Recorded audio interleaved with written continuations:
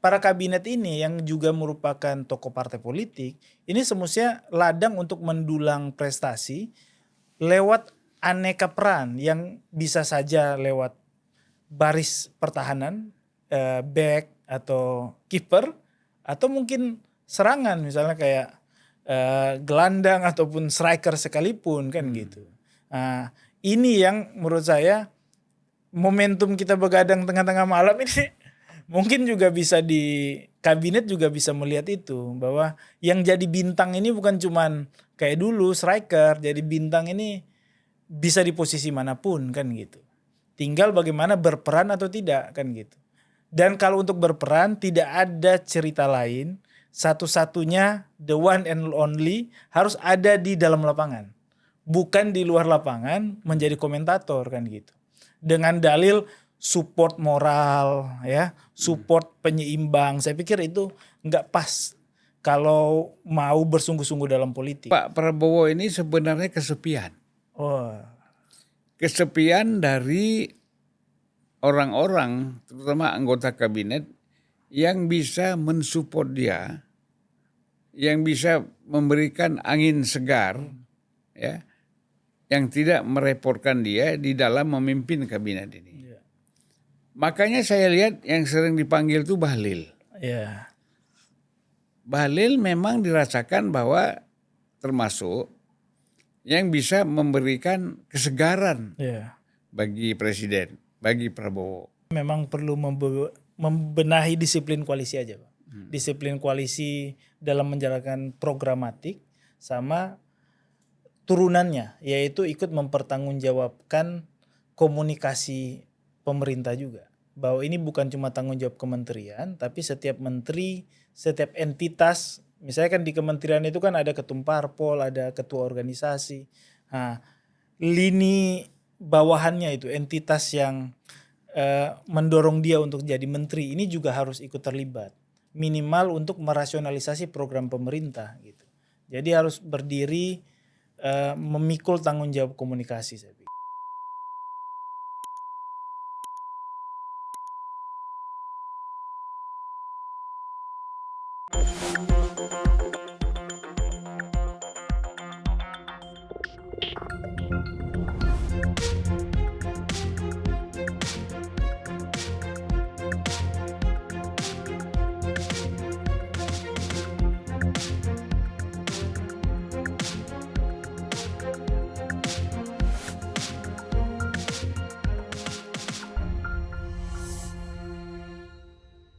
Assalamualaikum warahmatullahi wabarakatuh.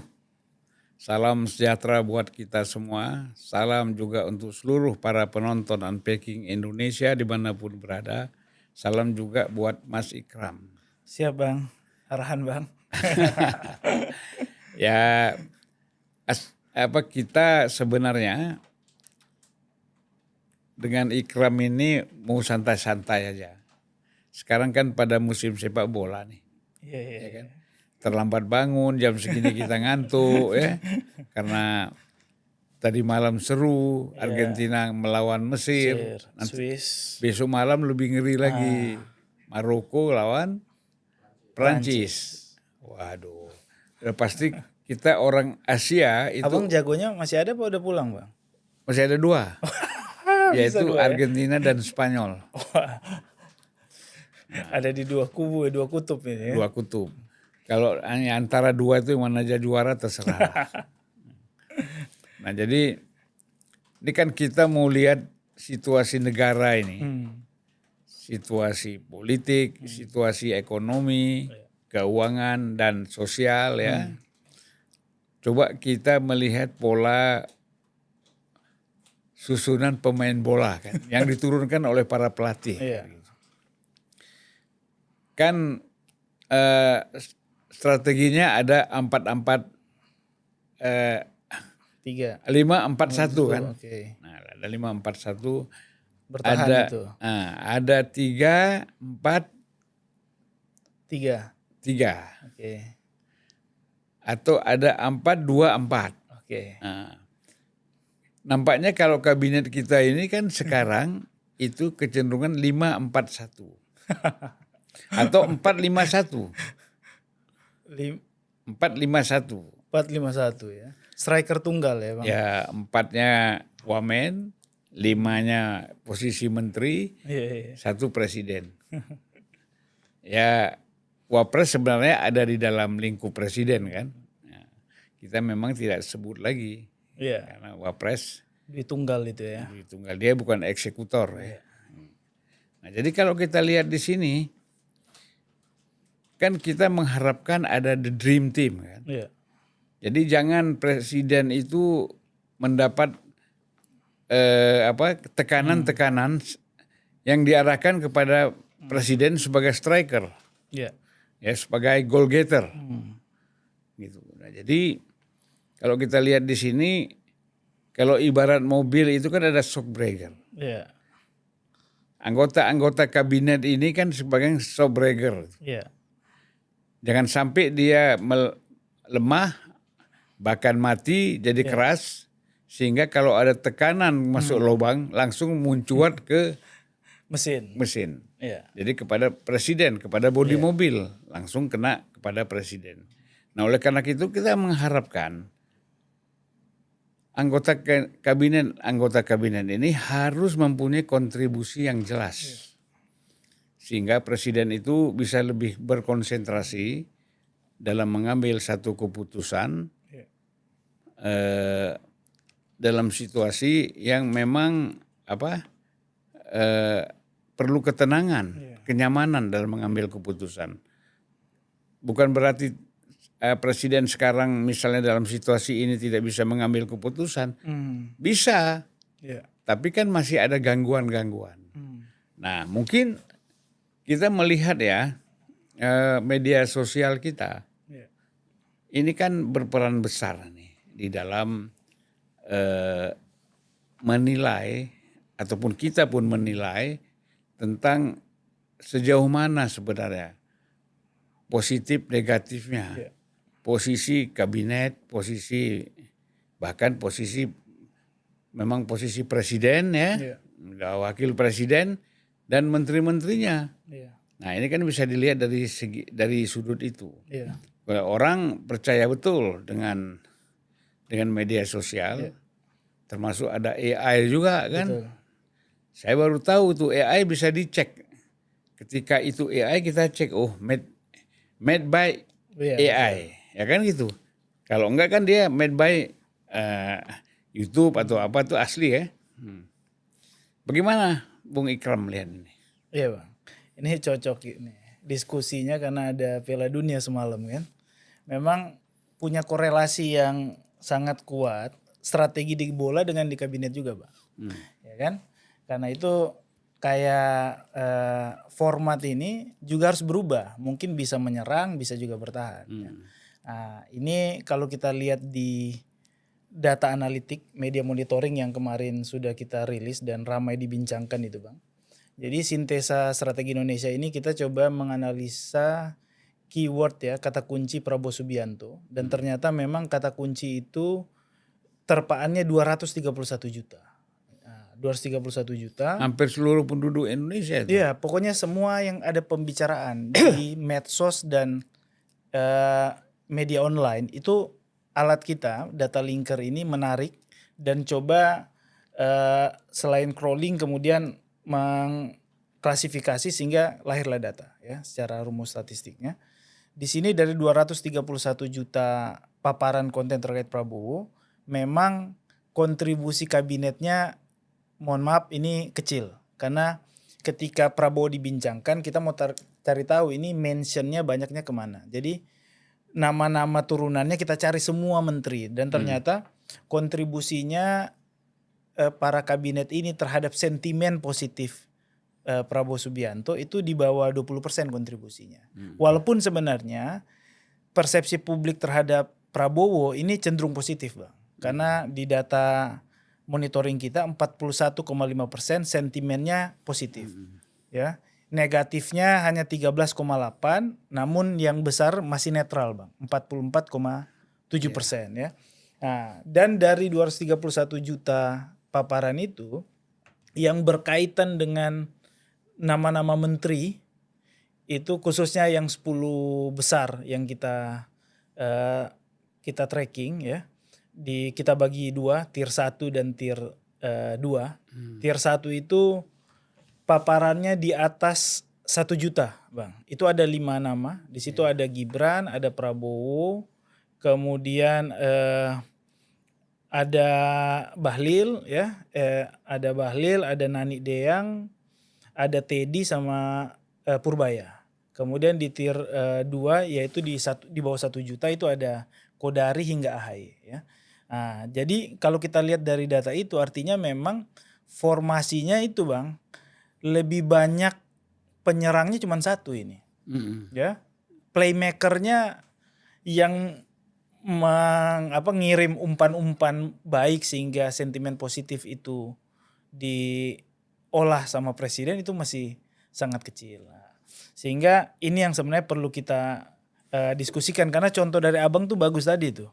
Karena Abang pakai analogi mobil tadi ya, bahwa harus ada shock absorber ya, shock breaker itu, karena memang pemerintah ini pasti nggak mungkin berjalan menyenangkan semua pihak. Pasti ibarat jalan, pasti ada jalan berlubang itu. Ya, kritik pasti ada, demo juga. Di pemerintahan mana yang nggak ada demo kan, Bang? Kemudian kebijakan yang tidak populer pasti diserang. Namun kalau shock breakernya bagus, Bang, kemudian dia jadi penyangga, lubang-lubang itu kan terasa kecil ya. Nyaman juga. Nyaman juga. Jadi tapi kalau shock breakernya mati, ini kendaraan ini kan mungkin kalau kendaraan kayak G-Class itu kan shock breakernya bagus. Jadi yang mengemudikan juga enak. Tapi kalau mati, Bang, jangan-jangan ini bukan mobil juga, ini gerobak, nggak ada shock breaker kan. Jadi begitu hantaman kerikil atau apa langsung ke mesin dan pengemudi. Ini yang sebenarnya catatannya adalah kalau dari saya memang perlu ada disiplin koalisi, bahwa koalisi pemerintahan ini bukan soal tukar tambah kepentingan dan representasi ada di kekuasaan. Jadi koalisi ini tidak hanya berhenti ketika kekuasaan itu sudah didapati, tapi juga peran ya untuk mengambil bagian secara fungsional ya. Dalam artian sosialisasi itu juga harus dijalankan kan gitu. Harus mention ke Prabowo kan. Kemudian kalau ada kritik, rasionalisasi, para kabinet ini nggak boleh menganggap bahwa mereka taman, Bang. Kan orang menganggap bahwa ibarat rumah taman ini mereka bunga-bunga. Ini bukan, kabinet bukan bunga. Kabinet itu tembok. Yang harus indah adalah rumah ini. Rumah ya simbolnya presiden gitu. Sehingga tembok-tembok ini yang kemudian jadi pembatas ketika ada kritik-kritik, dan kemudian jadi ruang juga. Jendelanya juga harus banyak sehingga ada sosialisasi, ada program itu betul-betul tersampaikan gitu. Jangan sampai semua punya kepentingan sendiri. Ibarat tata surya ini orbitnya banyak. Ini kan pemerintahan orbitnya, disiplinnya kan harus satu ya. Program visinya presiden dan wakil presiden. Kabinet ini harus fokus ke situ sehingga betul-betul nggak ada distraksi. Kalau ada bikin orbit-orbit sendiri, bahkan mungkin kita nggak menafikan bahwa program niatan baik presiden ini kan dengan program populismenya itu kemudian sentuhan sosialisme yang kuat, ini kan baik. Cuman apakah niat baik ini diimplementasikan oleh kabinet juga dengan cara yang baik? Ini kan kalau pakai data ini bukan berarti nggak baik, Bang, tapi belum optimal. Karena faktanya data bicara kurang dari 20% sentimen positif dari Presiden Prabowo itu disumbang dari kabinet. Jadi lebih banyak 80% ini karena dari presidennya sendiri. Yang kemudian lebih jadi semacam customer service ini untuk membicarakan banyak hal kan. Semestinya kan ini ada tingkatan yang ketika sampai presiden hanya untuk memutuskan aja. Kebijakan, kemudian terobosan apa yang harus diambil. Tapi pada tataran teknis harus selesai. Itu yang mungkin saya pikir jadi catatan, Bang, untuk format kabinet tadi. Kontribusi tadi kan kontribusi kepada presiden dari kabinet, termasuk mulai wakil presiden, menko, menteri-menteri, itu sektor apa yang paling dominan? Ya, kalau kita, Bang, izin memang nggak lihat secara detail ke sektor, kita melihat performa kabinetnya aja. Kabinet dalam artian menteri-menteri yang punya paparan paling kuat terkait kata kunci Prabowo. Gitu. Di sini ada 10 nama itu Bang saya bilang, yang ada Gibran di paparannya 8,5 juta, kemudian Bahlil ini 8 juta, Nani Deang 7,4 juta, di sini ada Purbaya dan 1,6 juta dan Teddy 5,4 juta. Kalau lihat dari menteri-menteri ini kan juga berhubungan dengan, ya mungkin Menteri Bahlil kan SDM ya, berhubungan dengan energi yang kemudian menyangkut kebutuhan real pokok ya. Kemudian di tier 2 ini ada Amran Sulaiman di sini, kemudian ada Kodari, ada Fadlizon, ada Prasetyo Hadi dan AHY. Nah, jadi memang kalau kita lihat dari ini yang berhubungan dengan basic need publik ya. Tapi memang kita belum runtut isunya seperti apa, apakah di ekonomi atau di sosial Bang ya. Ini lebih ke aktornya dulu gitu. Jadi kalau kita lihat kan memang kontribusi kok ini kan sangat penting. Ya kan, untuk kelanggengan, untuk stabilitas kabinet di dalam perjalanan membangun ekonomi dan politik kita, ya termasuk yang dan lain-lain lah, pendidikan, sosial dan macam-macam. Nah, sekarang kan masalahnya adalah apakah program mereka tidak optimal atau memang kurang concern di dalam mensupport presiden gitu. Ya, kalau kita lihat di aneka hasil survei ya, program-program populis presiden, kalau abang masih ingat di awal, hampir semua lembaga survei ketika ditanya seberapa mendukung publik terhadap program-program populis, misalnya kayak makan bergizi gratis, ya, koperasi, itu mayoritas mendukung. Nah, kenapa sentimen hari ini aneka program itu kemudian melemah? Itu kan artinya bukan programnya. Publik sebenarnya menyambut baik agenda program populis itu, tapi publik juga tidak nutup mata bahwa ternyata ini dijalankan tidak optimal. Memang dijalankan tidak optimal ini ada 2 layers Bang. Pertama layers pelaksanaan. Pelaksanaan kan gak semua bisa merasakan publik. Misalnya kayak kita orang-orang di Jakarta kelas menengah atas kan belum tentu menerima MBG ya. Tapi mereka melihat dari sudut pandang komunikasi politik. Jadi kalau saya bisa dari sudut pandang implementasi yang kemudian dirasakan. Kedua yang mungkin paling bunyi yang kemudian nilai aspek komunikasi publiknya. Nah ini yang maksud saya, formasi kabinet ini juga harus adaptif. Ketika dia harus bertahan ya tentu lapisan pertahanannya juga perlu disusun gitu loh kabinetnya, bahwa ini harus perlu rasionalisasi, menteri mana yang harus didorong. Kalau saya lihat kan sebenarnya di luar dimensi program kan ada dimensi politik Bang. Kalau kita lihat beberapa nama tadi 10 nama, sebenarnya kan ada banyak nama-nama menteri yang sebenarnya punya kekuatan lebih. Dalam artian mereka punya kekuatan yang namanya partai politik. Nah kan ada banyak juga ketum-ketum partai yang di kabinet tapi kan juga gak masuk di 10 besar tadi. Padahal secara logika komunikasi mereka pertama punya exposure yang tinggi. Kedua punya kader. Kemudian punya anggota DPR, punya simpatisan. Nah ini kan juga harus sepenuh hati. Nah problem politik kita hari ini Bang, kadang kalau ada keberhasilan semua nimbrung untuk mendapatkan poin bahwa saya terlibat di situ. Ya kan? Sedangkan kalau ada problem rata-rata kan balik badan Bang. Kalau kita lihat mana ada yang menteri-menteri yang kemudian pasang badan betul, yang fungsional, yang struktural itu terhadap program-program yang menjadi pionir ya, program Presiden Prabowo, misalnya kayak MBG, Agrinas, kemudian koperasi merah putih segala macam. Ini bukan cuma soal level pelaksanaan yang bagus, tapi level komunikasi pun harus bagus. Dan level komunikasi ini kan baru bisa terimplementasi ketika visinya harus sama dulu. Bahwa yang mau kita besarkan ini programnya. kalau mau kita besarkan programnya, maka simbolnya harus ya duit tunggal presiden dan wakil presiden kan gitu. Nah, ini para menteri menyokong aja. Karena kalaupun sentimen positif naik, kan pasti para menteri-menteri juga dapat ganjaran. Siapa? Kan logika kekuasaannya gitu, Bang.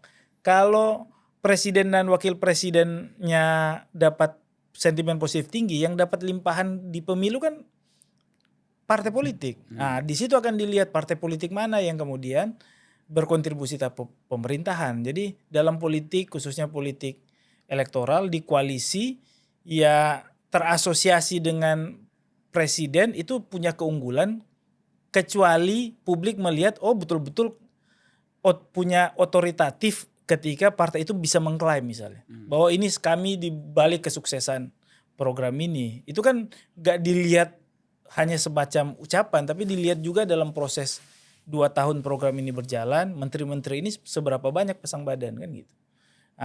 Problemnya kita lihat kalau mau jujur lebih banyak yang sebaliknya, lebih banyak yang Tidak buang badan gitu. Buang badan. Ya. Kenapa itu kira-kira?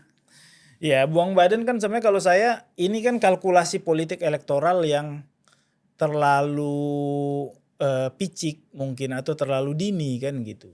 Sebenarnya kan membaca politik elektoral 2029 kemudian membicarakan nama baik partai politik gitu. Apakah mau ngikut sentimen publik misalnya yang sentimen publik kan berubah Bang per hari. Hari ini dia bisa, siapa yang bisa menyangka sosok kayak Bahlil Lahadalia. Dulu dihajar habis-habisan, tiba-tiba ketika publik melihat misalnya menjaga BBM gak turun, kemudian sentimennya naik bahkan dibikin lagu. Jadi sentimen positif dan negatif ini gak bertahan, gak abadi gitu loh. Sedangkan partai politik sudah saya lihat melihat untuk menjauhkan semua potensi, bukan faktual Bang ya, potensi image buruk dari program yang mungkin gak berjalan optimal. Padahal kalau berpikirnya sebaliknya bahwa dioptimalisasi dulu nih programnya. Kalau memang program ini belum optimal, dioptimalisasi dulu sehingga publik toh pasti akan melihat ketika memang di akhir program ini harum ya namanya, kemudian dirasakan oleh publik, maka yang diganjar adalah partai politik. Dan partai politik jangan bermimpi ketika nggak punya kontribusi sentuhan, apalagi dalam komunikasi publik untuk mengklaim, merasionalisasi bahwa program ini dapat berjalan baik dan bermanfaat, itu tidak dilakukan. Kemudian di akhir mau mengklaim bahwa ini kami bagian dari pemerintahan yang mengusung program ini, enggak. Jadi publik pasti mata dan telinganya tidak tertutup gitu loh. Sehingga ini momentum untuk kalau saya Pak Presiden juga harus mendisiplinkan disiplin koalisi ya. Harus nggak boleh ada lagi yang abu-abu ya. Kalau betul-betul mau di pemerintahan berkoalisi, bukan hanya ada representasinya sebagai menteri, tapi sikapnya, semangatnya, loyalitasnya itu juga harus membersamai. Jadi nggak ada lagi istilah yang abu-abu atau disederhanakan, dihaluskan lewat penyeimbang atau apa, nggak boleh ada. Jadi nggak ada penyeimbang, ini mau masuk berjuang bareng atau mau di luar, kemudian mengontrol dari luar kan gitu Bang. Atau ada di dalam tapi sebenarnya di luar. Nah itu Ya kan? kalau dari data ini kan ya presiden cukup cukup kesulitan menjadi playmaker, back sekaligus striker Bang. Nah gitu kan. Ya. Jadi nggak ada salahnya juga statement itu Bang saya pikir. Ya jadi kan kalau kita lihat tadi bahwa ini kan sebenarnya kabinet koalisi ini, walaupun kita presidensial, tapi koalisi ini sangat penting bagi presiden. Apalagi kalau mereka tadi bersikap abu-abu. Kita ambil contoh begini, program MBG, ya. Kan itu seolah-olah tidak ada partai politik ataupun menteri-menteri dari partai politik yang paling tidak memberi support kepada program ini. Memang sekarang kan sudah ada tindakan hukum terhadap pelaku-pelaku penyimpangan dari program ini. Ketuanya, wakil ketuanya itu semuanya sudah dihukum. Ya kan? Sudah jadi tersangka di Kejaksaan Agung. Nah, seharusnya anggota-anggota kabinet ya kan, itu secara keseluruhan harus membackup ini. Iya. Bukan jadi broker. Nah, kalau jadi broker kan repot. Orang kan cenderungnya begitu. Begitu ada program ini bagus, pengusaha-pengusaha di luar itu cari broker. Siapa yang bisa memberikan dia proyek ini untuk dijalankan. Nah, seharusnya kan tidak seperti itu. Jadi partai politik ataupun anggota kabinet semuanya bersatu untuk mensukseskan program pemerintah yang diusung oleh presiden sehingga dia bisa lebih sukses. Gitu. Sebenarnya perlu diajarin juga Bang, kabinet kita lewat Piala Dunia ini Bang. Karena dulu kan orang mikirnya yang paling unggul ya Maradona, ya kan Pele, striker. Sekarang kan kalau kita lihat yang paling terkenal di Piala Dunia hari ini salah satunya adalah kiper Tanjung Verde. Itu kan artinya publik hari ini sudah melihat kedalaman skuad, bukan melihat personal lagi. Gitu. Kalau seandainya para kabinet yang berasal dari partai politik atau berorientasi politik 2009 harus melihat bahwa kalau ingin melenting tinggi, ini perannya banyak. Bukan hanya sebagai striker, playmaker pun publik melihat kedalaman sekarang. Yang publik nggak lihat adalah ketika para aktor politik itu tidak punya exposure yang tinggi. Nah, jadi memang misalnya kayak data SSI ini dari 10 nama, mungkin orang bisa bilang bahwa ada kok yang di peringkat 7, peringkat 3, exposure-nya, tapi minimal dia punya exposure publik ketimbang orang yang punya atribusi kekuasaan tapi nggak tampil sebagai exposure publik. Karena gini, kalau kita bagi layers elektoral 2029, orang akan melihat dua aja Bang. Pertama layers rezim.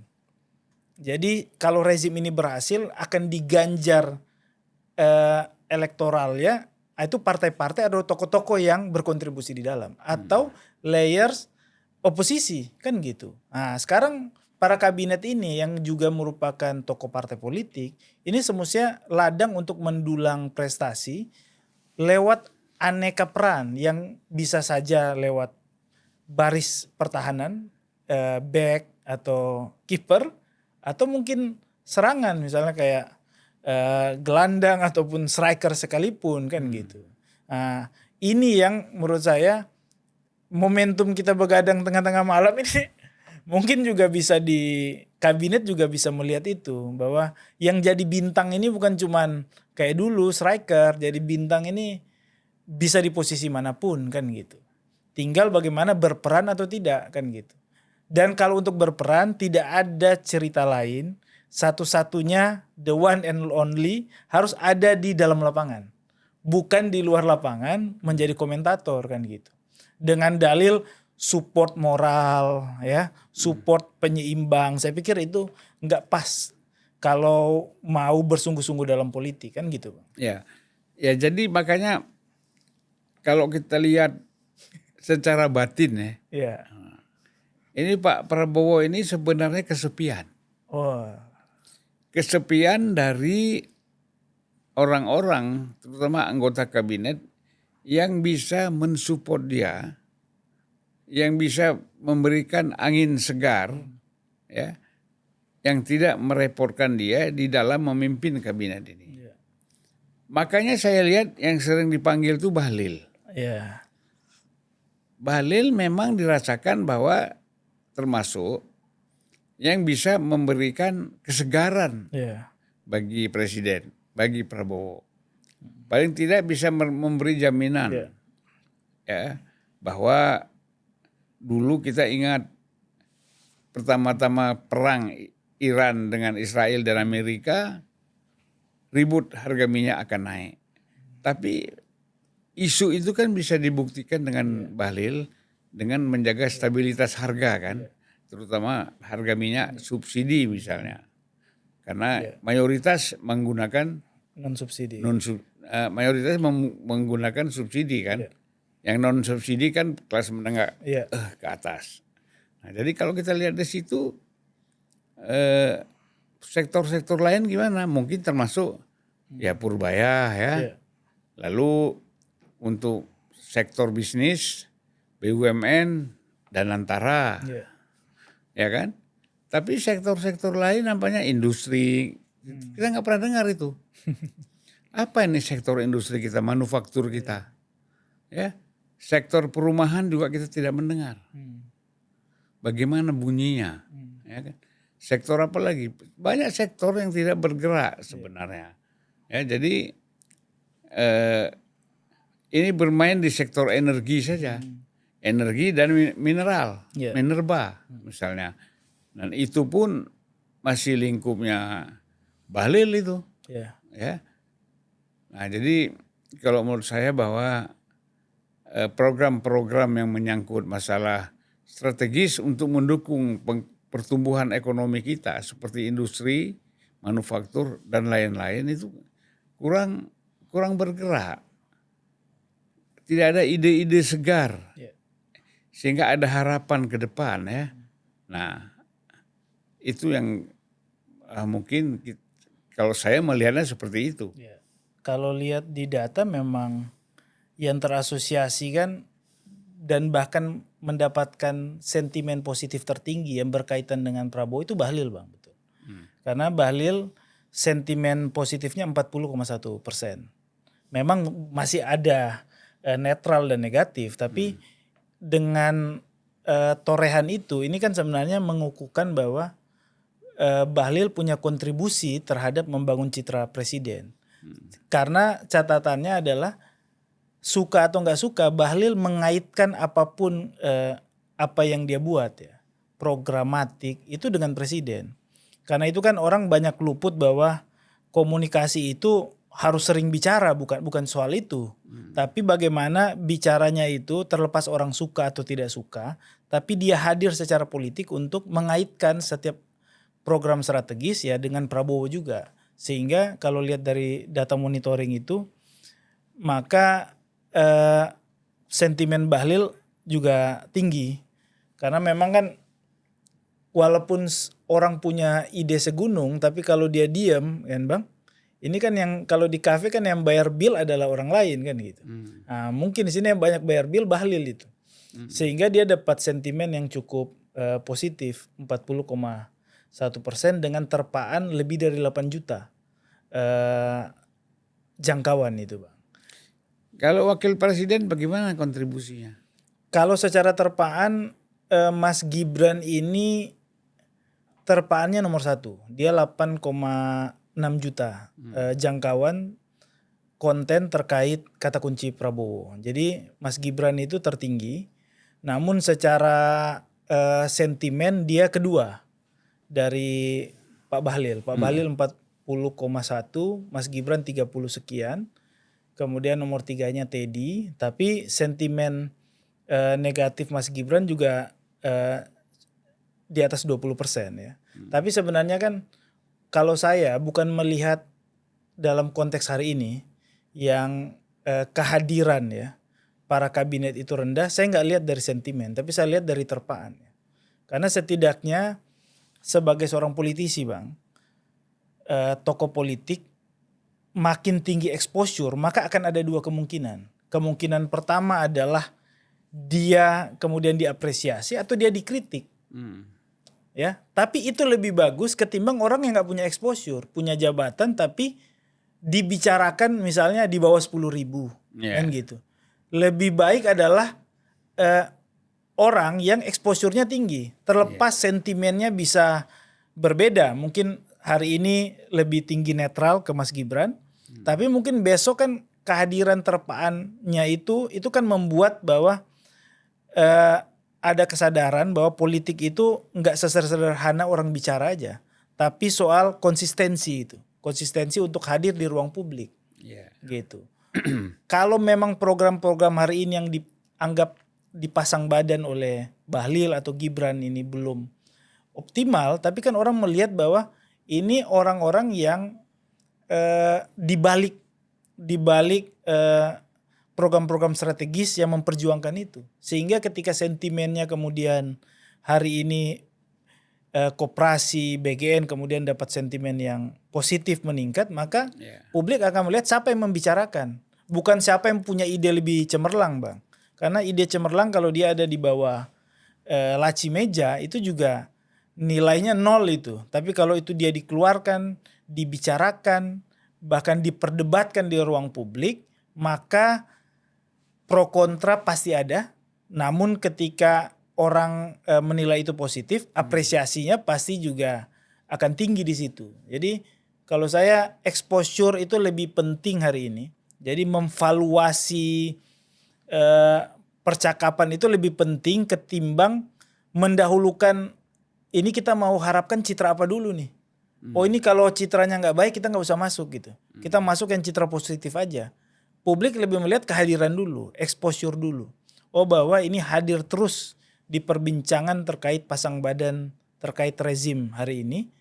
Dan ketika hari ini sentimennya mungkin ke Pak Presiden 40%, besok ketika meningkat maka yang dapat limpahan adalah orang-orang yang dinilai paling erat terhadap presiden. Ini kan kita menggunakan media sosial ya. Sebagai pendekatan penilaian kan gitu. Nah, media sosial ini kan ada akun X. Betul. Kemudian Facebook, Instagram, TikTok, lalu apalagi YouTube. Nah itu bagaimana melihat pengaruh media sosial ini kepada exposure tadi? Ya, kalau kita di data ini Bang, kita juga memantau terkait exposure memang paling besar di TikTok Bang. Di TikTok terkait kata Prabowo ini 177 juta. Percakapannya 625.000 di situ. Sentimen positifnya cukup tinggi 56%. Jadi kalau kita bilang sentimen positif Pak Prabowo ini banyak di TikTok 56%. Ya, kedua di YouTube. Di YouTube 40 sentimen positifnya 40,9, netralnya 47, negatifnya hanya 11,2%. Nah, terpaan di YouTube 16 juta. Kemudian kita juga memotret ini Bang, media online. Jadi yang kita potret ada 1743 media yang kemudian membicarakan itu, sentimennya positif 40,1. Memang yang paling kritis ini kalau kita lihat dari aneka platform yaitu di Facebook dan X Bang. Nah, X itu kritisnya 40% negatifnya. Nah, jadi yang negatif mengungguli positif cuma di X. Kalau di Instagram malah cukup positif 48,5%. Gitu. Jadi kalau di platform kan sebenarnya kalau saya lebih kuat di platform YouTube ya. Karena YouTube itu kan orang membuka itu betul-betul ingin mencari informasi. Ada tujuan dia dulu untuk ngebuka dulu baru dia masuk. Ketimbang kalau Instagram, TikTok mungkin kan ada unsur rekreasi juga di situ. Dia ingin scrolling cari informasi. Di Facebook platform berbasis perkawanan. Jadi saya pikir kabinet perlu untuk termasuk memperbanyak penetrasi di Facebook ya. Di Facebook dan di X.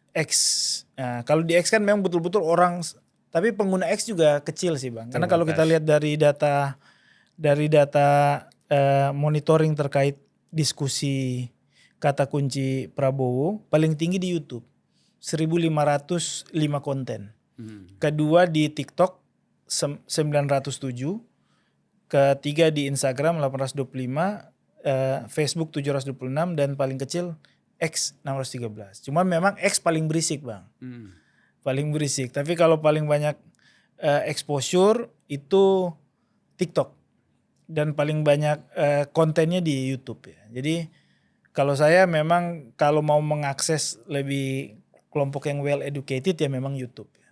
Karena di situ juga kontennya cukup banyak terfilter sehingga orang sudah bisa memilih sebenarnya untuk menikmati kayak Unpacking Indonesia ini kan sudah punya captive penontonnya sendiri kan gitu. Sehingga orang ketika membuka YouTube sudah punya orientasi. Kalau ke Facebook harus didekati karena memang dia berorientasi perkawanan juga, Bang. Nah, yang cukup dekat karena mungkin sebagai platform pertama ya yang ada di dunia ini. Kemudian ya Instagram, karena di Instagram orang juga mengikuti tokoh. Kalau di TikTok walaupun besar tapi kadang ke distract, Bang. Lebih banyak aspek hiburannya ketimbang aspek memang intensi politiknya. Bahkan konten kreator kalau mau posting di TikTok mungkin sekarang ketika ada politik-politiknya ada yang dibatasi kan gitu ya. Nah, jadi kalau untuk politik paling bagus di YouTube ini saya lihat. YouTube dan Facebook tadi sama Instagram ya. Gitu. Ya menarik ya. Jadi sebenarnya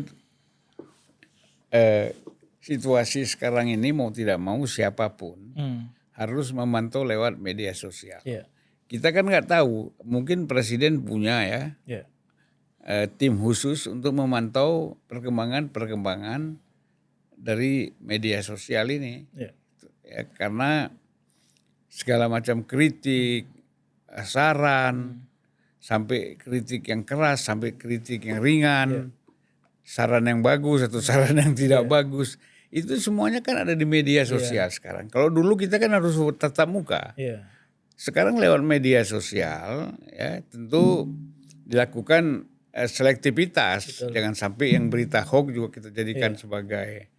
Nah itu kan tim itu bisa dibentuk untuk melakukan seleksi. Nah, sehingga presiden khususnya itu bisa mendapatkan input-input yang positif. Baik hal yang negatif terhadap dirinya maupun hal yang positif terhadap dirinya. Kita harus terbuka sekarang, nggak bisa lagi tertutup. Asal mau yang enak-enak aja nih, yang nggak enak nggak usah lah. Mana bisa? Otokritik juga harus jalan kan. Gitu. Ya, kita juga Bang, alat kita ini memang kan biasanya orang membaca caption, ya, kemudian deskripsi. Ya. Kita lagi ngembangin mungkin nanti konvers berikut kita ngebaca komentar, Bang. Jadi jangan sampai sur sendiri soal konten kita narasinya bagus di caption tapi komentarnya kan belum tentu bagus. Nah, alat kita sekarang bisa ngebaca sampai komentar gitu. Jadi konten ini mungkin secara bacaan algoritma adalah positif tapi komentarnya bisa ini. Jadi memang aneka sumber informasi ini yang harus melek ya. Terutama di YouTube ya. Khususnya YouTube. YouTube ini sangat menarik karena memang betul-betul orang punya atensi untuk terlibat di percakapan karena merasa punya bobot yang sama ini untuk mereka. Karena itu kalau kita lihat di termasuk di konten-konten unpacking itu kan komentarnya ribuan kadang itu kan. Nah, mungkin tim admin juga susah untuk membalas itu. Ya, jadi hadir di platform-platform yang serius ya. Kemudian betul juga terkait harus memisahkan DFK tadi ya, disinformasi hoax tadi, yang kalau di alat ini di kita juga udah mulai ngembangin pelan-pelan Bang, tapi kan memang para buzzer ini kadang mencoba memformulasi sehingga bisa mengkadali algoritma juga, sehingga tetap terbaca kan gitu ya. Apalagi sekarang dengan ada AI ini arus informasi begitu cepat sehingga kalau saya bukan soal kita memfilter tapi bagaimana mengcounter juga. Gitu. Karena ini kan semua punya hak akses ya. Kalau dia punya akun, dia punya selama nggak melanggar ketentuan platform kan dia bisa muncul terus kontennya. Tapi cara mengcounter ya. Mengcounter saya pikir banyak catatan. Mungkin kemarin di awal sangat ofensif rezim ya dalam mengcounter aneka pembicaraan. Mungkin sekarang bisa formatnya juga seperti Piala Dunia tadi Bang. Bisa kadang menyerang, kadang bertahan, kadang kan gitu. Karena yang paling penting kan bukan soal pemerintah bisa menjawab atau tidak. Karena kalau menjawab saya pikir banyak juga lembaga-lembaga yang punya kemampuan misalnya kampus segala macam. Tapi bagaimana meyakinkan gitu sehingga tidak hanya soal narasinya, soal empatinya ya. Jadi memang komunikasi publik di pemerintahan juga kalau saya penting untuk dicermati dan saya yakin presiden juga menyoroti itu.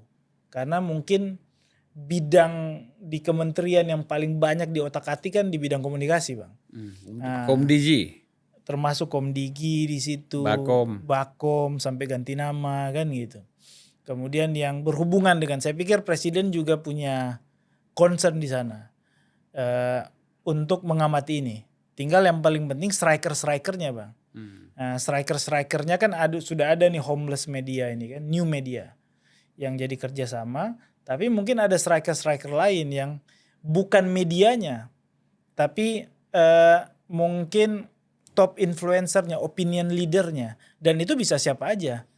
Karena kan rata-rata di media sosialnya ada kecenderungan makin makin aksesnya makin lebar, terglobal ini, Bang. Semua orang bisa ngelihat di Amerika, di Rusia perkembangan, tapi ternyata kecenderungan habitus netizen ini karakternya lebih mengecil gitu. Karena itu orang ada bilang ada kampung global.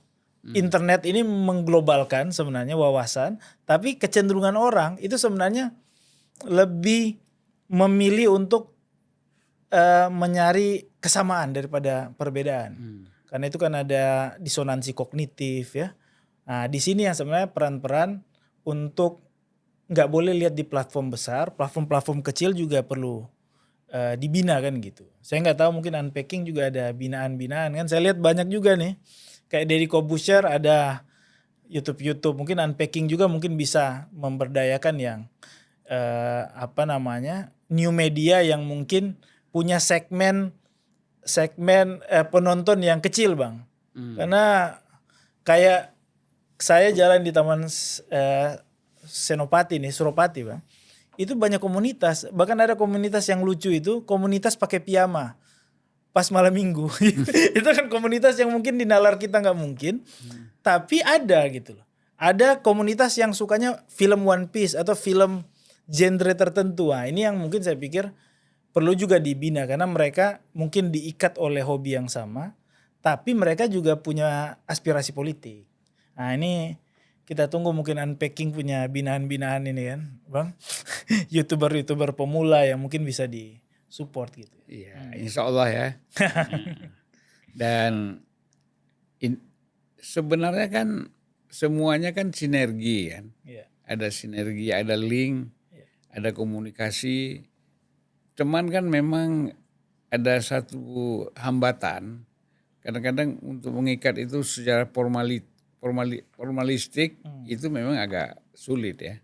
Karena masing-masing orang kan merasa ingin bebas.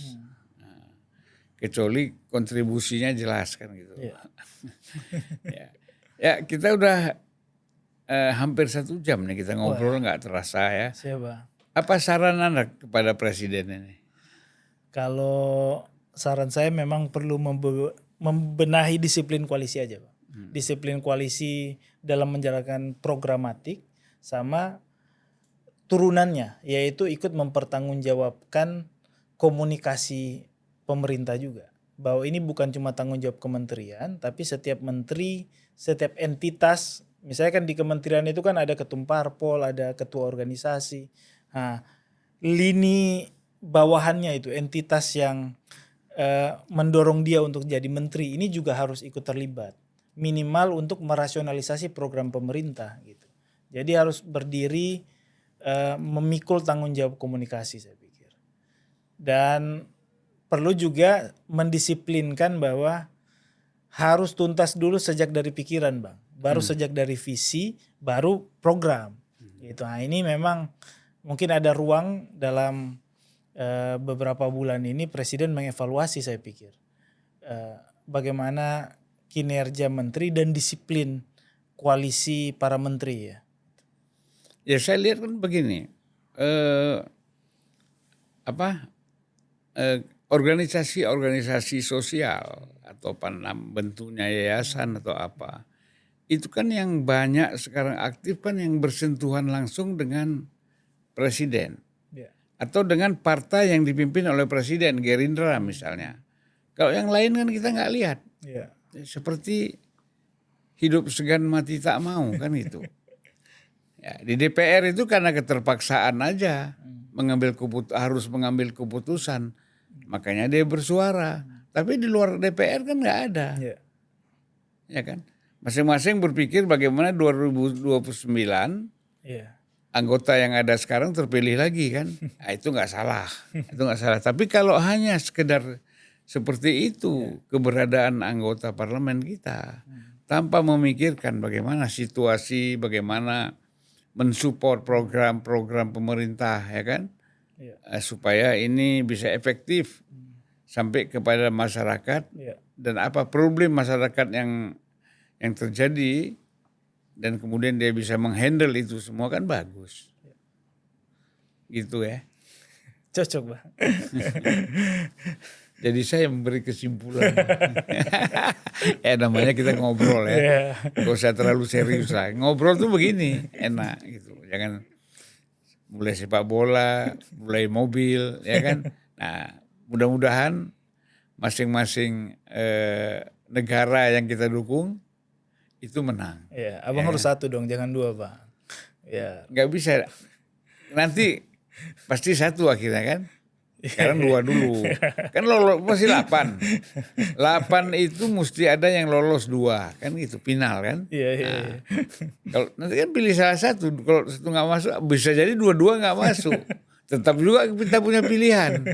Jadi di sepak bola ini nggak punya pilihan. Harus ada opsi tapi, Bang ya. Nah, nggak ada golput. Jadi di sepak bola tidak ada golput. Tetap ada opsi pilihan yang mana yang kita support. Oke, Kram, terima kasih banyak. Bang. Assalamualaikum warahmatullahi wabarakatuh.